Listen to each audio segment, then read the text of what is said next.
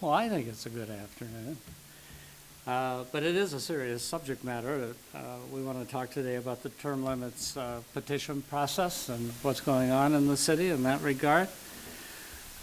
Respect for the petition process and the rights of the people, of course, are a hallmark of Nebraska government, both at the state level and at the local level. Lincoln's city charter provides petition rights to our citizens, allowing them the opportunity, obviously, to change the law by that method.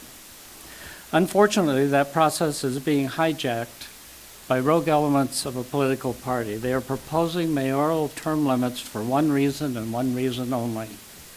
Lincoln is thriving under our leadership, and they know they can't win a mayoral election fair and square.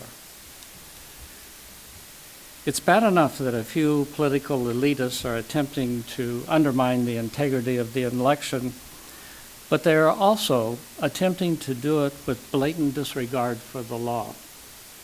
The petition's organizers are actually arguing to completely remove transparency from the process. They do not want to follow the state constitutional language requiring city council action, including, of course, our usual public hearing.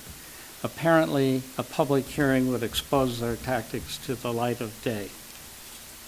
Further, they have failed to turn in their signatures soon enough to meet the September 4th deadline to place the term limit issue on the November ballot without special accommodations. In their zeal to make sure their mayoral candidate has no meaningful opposition in the spring mayoral race, they have not left themselves enough time to follow the law or even the normal procedures that would allow for a public hearing. It's a mess. Unlike the political operatives, I do care more about fairness and integrity than winning. That's why I'm intervening to make sure that their proposal can legally be put on the ballot for a vote in November, while at the same time allowing for the public hearing that is traditionally there. Because that's the way we do things in Lincoln, open and above board. The city attorney has advised us that under the state constitution, the city council must take action to put the term limits proposal on the ballot. That means the term limits issue should be placed on the agenda of 2 city council meetings for a first reading with regard to meeting 1, and then a public hearing and a vote during meeting 2. The city attorney does not have any authority to place the issue on the city agenda until the petition signatures are validated by the election commissioner, which has not happened as of 2 minutes ago. However, either the mayor or a council member has the authority to request a resolution authorizing a term limits election in November before the signatures are validated. In the interest of transparency and respect for both the law and those who signed the petition, I have asked the city clerk to place that resolution on the city council on the August 27th agenda. But even that does not resolve the mess the political opportunists have made of the process. Adding the term limits resolution to the August 25th agenda for first reading is not enough to put the issue on the November ballot. The council does not meet the following week due to the Labor Day holiday. That means the council is not scheduled to meet a second time before the September 4th deadline. To ensure a public hearing at that second meeting and a council vote on the term limits resolution in time to satisfy state law, the mayor or two city council members must request a special meeting of the city council. Therefore, I have also asked the city clerk to schedule a special meeting of the city council on Thursday, August 30th, for the public hearing and the vote to advance. This will make sure that the wishes of those who signed the petition are respected. But make no mistake about it, I'm disgusted by the actions of the political party hacks who are trying to change the rules of the game in the middle of the game because they cannot beat us in the May election. I think what they are doing is unethical and unfair, and it is naked political opportunism and an affront to democracy.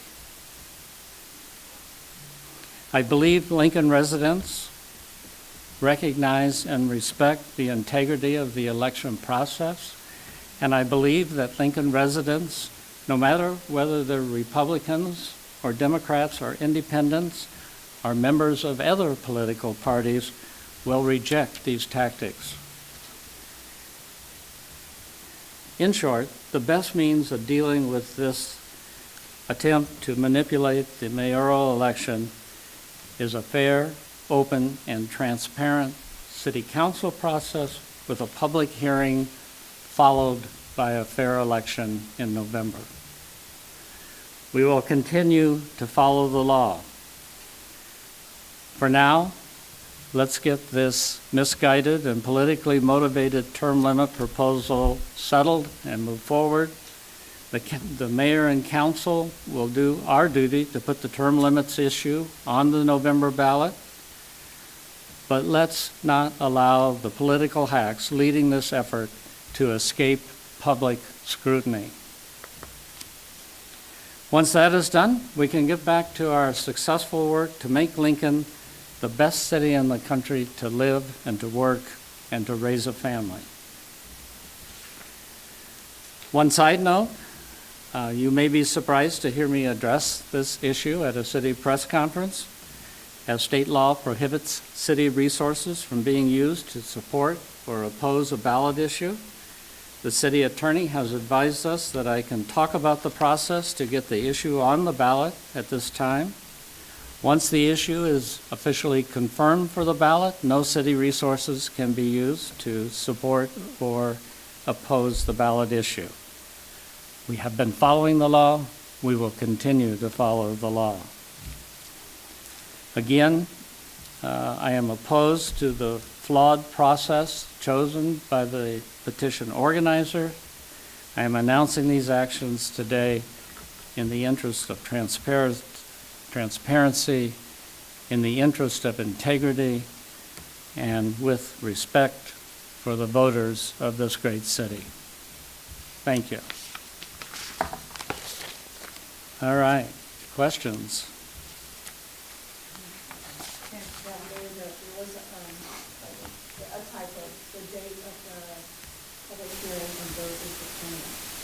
The date of the public hearing and vote is the 29th? All right. Did you all get that? Okay.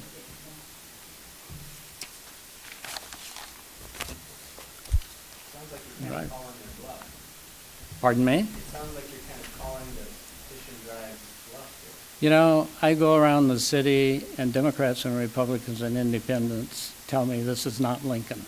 This is not Lincoln. We don't do this stuff.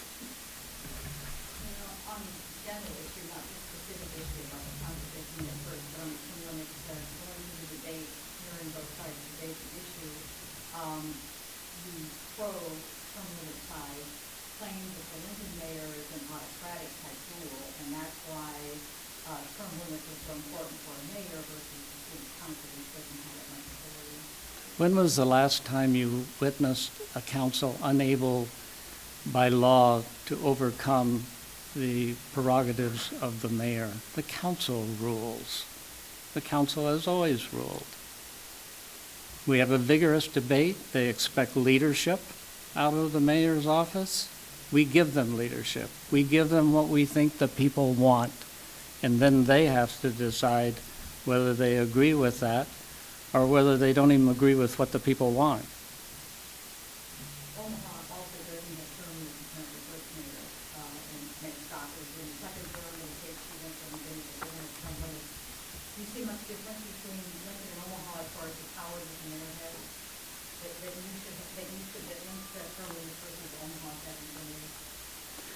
I don't know that much about the exact rules of operation in Omaha and the relationship of the council to the mayor's office. But Jean Stothert doesn't strike me as autocratic. I think she should be able to run too.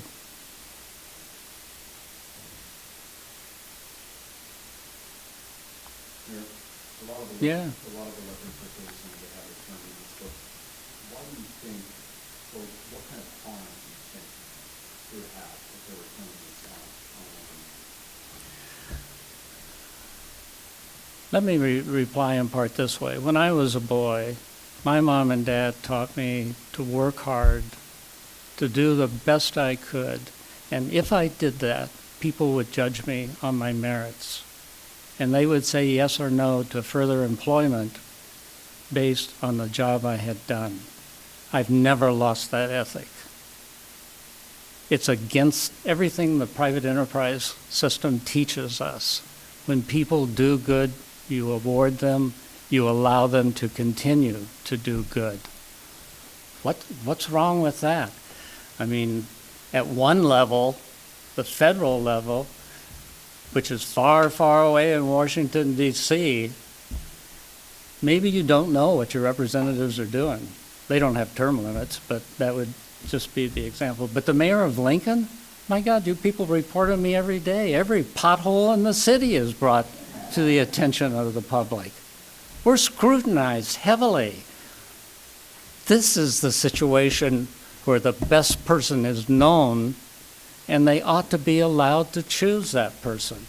Now, if in May they don't think I'm the best person, I have been privileged to serve the public. If they come to that judgment, I would not challenge that judgment or speak poorly of it, and I would think, well, maybe I just don't see the bigger picture, you know. But to be shoved aside, not by the general public, but just on the basis of some philosophy, well, that's not the right way, in my opinion. It's not the American way. It was interesting at the national level once, there was a leader and all the followers were talking about as part of a broad agenda that they would have term limits on the House of Representatives and term limits on the United States Senate. And what happened to that? Nothing ever happened to it. They didn't, when they got in office, they didn't think it was a good idea for the United States Congress. I mean, there's lots of things to talk about on this issue.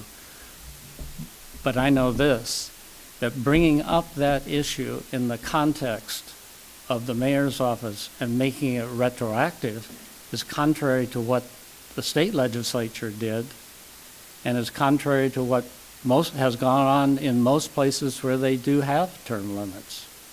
Maybe everywhere, I'm not sure. We haven't had time to do that degree of research. So,